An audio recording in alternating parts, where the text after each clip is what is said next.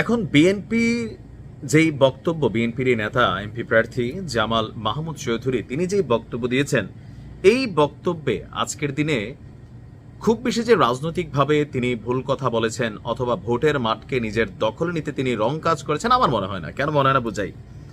এই মুহূর্তে মাঠে আওয়ামী লীগকে নিয়ে দুইটা কনফ্লিক্ট আছে।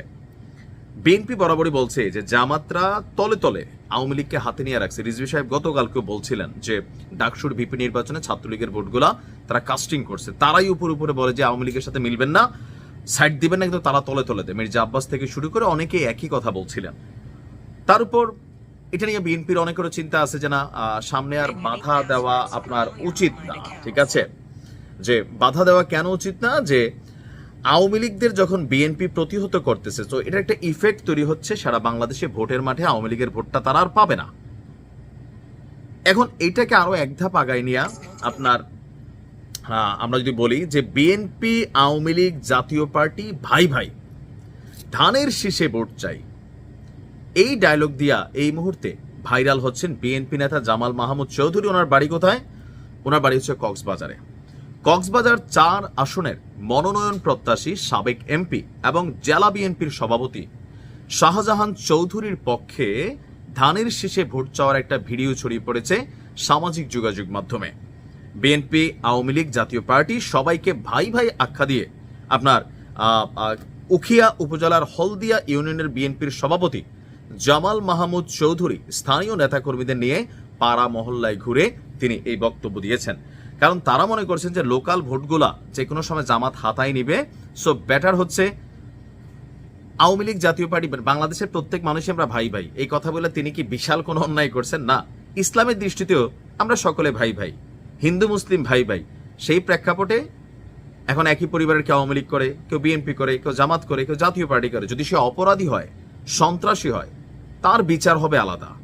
আপনি বিএনপির মির্জা ফখরুল ইসলাম সাহেবের আমেরিকাতে যাওয়ার পর একটা বক্তব্য আপনি দেখছেন, ভারতের বক্তব্যটা যাই হোক, সেইখানে তিনি কিন্তু একই কথা বলেছেন যে কোনো দলকে নিষিদ্ধকরণ তারা চায় না। তারা চায় কোনটা, যে যারা অপরাধ করছে তারা শাস্তি পায়। তো এখন আওয়ামী লীগের কি সারা বাংলাদেশে যত সাপোর্টার শ্রেণী আছে সবাই অপরাধী? লোকাল ভোটার, চাচি, নানি, দাদি, এরা সবাইকে অপরাধী না? এরা দলকে সাপোর্ট করছে, এটা গণতান্ত্রিক অধিকার। এই মুহূর্তে আওয়ামী লীগের দুর্দিন চলতেছে, যার কারণে কেউ আওয়ামী লীগ করে বলে তারা ধরে পিটানো হচ্ছে আর পাবলিক মজা পাচ্ছে। আবার আওয়ামী লীগ এটাকে পুষাই রাখতেছে ভবিষ্যতে আবার ধোলানোর জন্য। কারণ জামাত এতদিন ধোলানি খাইছে, তারা এখন ধোলাচ্ছে, মব তৈরি করতেছে, সামহাও এগুলা হচ্ছে। এটা বাংলাদেশের পলিটিক্যাল কালচার, এটা ভালো হবে না। এই 5ই আগস্টের পরে যা হচ্ছে, আওয়ামী লীগ তো খারাপ ছিল, এখন যা হচ্ছে এগুলো তো ভালো লুক করতেছে, তাহলে খারাপ লুক আইসা আরো খারাপ করবে। এরকম নানান পারসেপশন থেকে সম্ভবত বিএনপির নেতা চিন্তা করছে এই এলাকার যে জনগণ আছে আমরা সকলে ভাই ভাই, এলাকাবাসী হিসেবে ভাই ভাই, সো ধানের শীষে ভোট চাই। ধানের শীষে ভোট তারা চাইতেই পারে, তবে তার এটা নিয়ে লোকাল পলিটিক্যাল ক্যারেক্টার যারা আছেন, দেখেন রাজনীতির কারণে মানে নিজের দলে নিজের দলকে কাটে। সেখানে আবার তার এই বক্তব্যকে নিয়ে আপনার বিভিন্ন রকম আলোচনা সমালোচনা তৈরি হয়েছে। নাম প্রকাশ না করার শর্তে, নাম প্রকাশ করে না কেন, মাইটের খাবে। উখিয়া বিএনপির একজন নেতা বলছেন বিএনপিকে ডুবাতে এবং ভোট কমাতে ইচ্ছাকৃতভাবে এমন বক্তব্য দেওয়া হচ্ছে। আসলে কি তাই? বিএনপির কত % ভোট আছে যে একলা জামাতের সাথে বিট করে ক্ষমতায় যাবে, যেখানে আওয়ামী লীগের ভোটের দরকার হবে না?